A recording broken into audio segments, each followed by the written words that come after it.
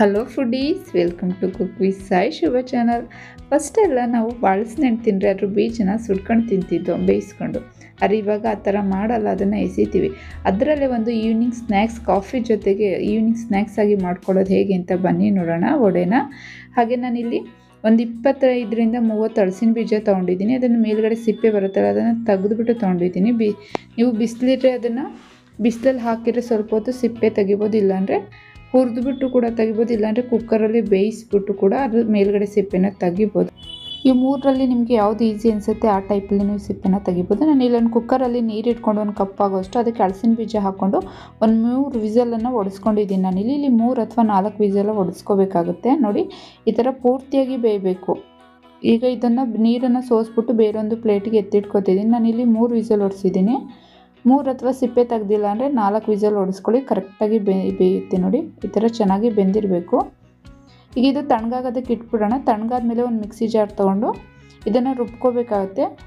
ಒಂದು ಮಿಕ್ಸಿ ಜಾರಿಗೆ ಹಾಕೋತಾ ಇದ್ದೀನಿ ನಾನಿಲ್ಲಿ.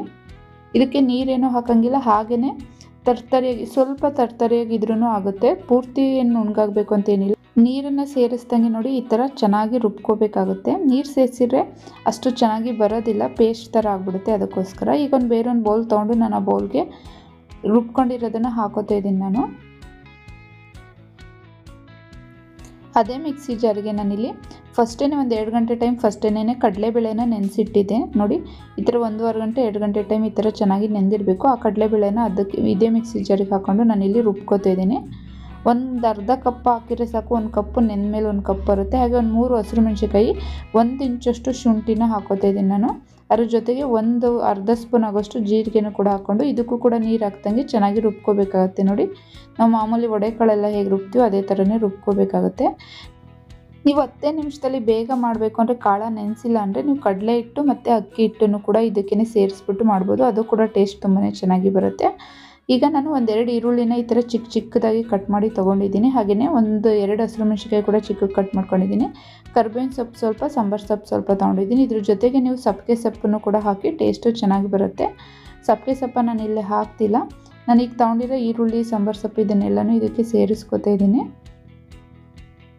ನಾನು ತೊಗೊಂಡಿರೋರಲ್ಲಿ ಒಂದು 20 ವಡೆ ಆಗುತ್ತೆ. ಆ ಒಂದು ಮೆಜರ್ಮೆಂಟಲ್ಲಿ ನಾನು ತೋರಿಸ್ತಿದ್ದೀನಿ. ನೀವು ಜಾಸ್ತಿ ಕಮ್ಮಿ ಮಾಡ್ಕೋಬೋದು.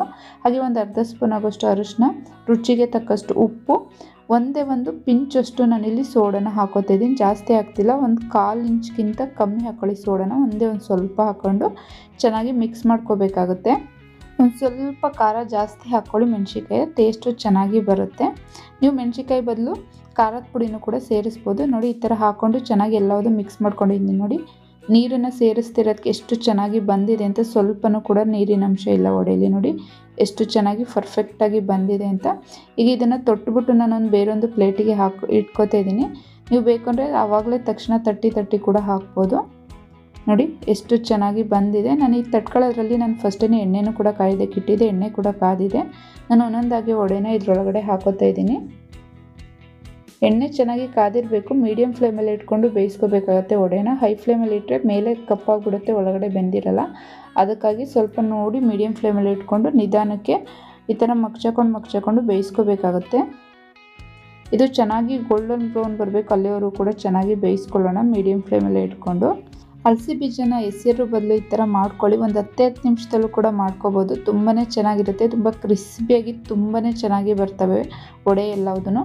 ಮಾಡಿ ನೋಡಿ, ಗೊತ್ತೇ ಆಗಲ್ಲ ಹಲಸಿನ ಬೀಜದಲ್ಲಿ ಮಾಡಿರೋದು ಅಂತ, ಅಷ್ಟು ಚೆನ್ನಾಗಿ ಬರ್ತವೆ.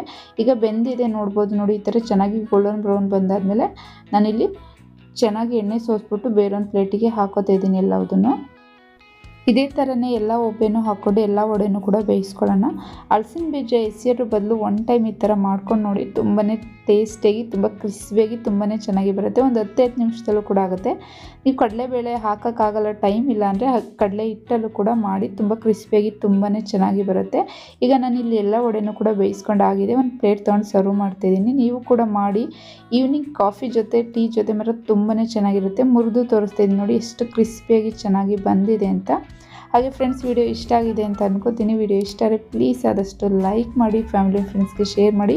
ಮತ್ತಷ್ಟು ನ್ಯೂ ರೆಸಿಪೀಸ್ಗಾಗಿ ನನ್ನ ಚಾನಲ್ ಸಬ್ಸ್ಕ್ರೈಬ್ ಮಾಡಿಕೊಂಡು ನೋಡಿ ಫ್ರೆಂಡ್ಸ್. ಮತ್ತೊಂದು ನ್ಯೂ ರೆಸಿಪಿಯೊಂದಿಗೆ ನಾನು ನಿಮ್ಮನ್ನು ಮೀಟ್ ಮಾಡ್ತೀನಿ. ಅಲ್ಲಿವರೆಗೂ ನಮಸ್ಕಾರ.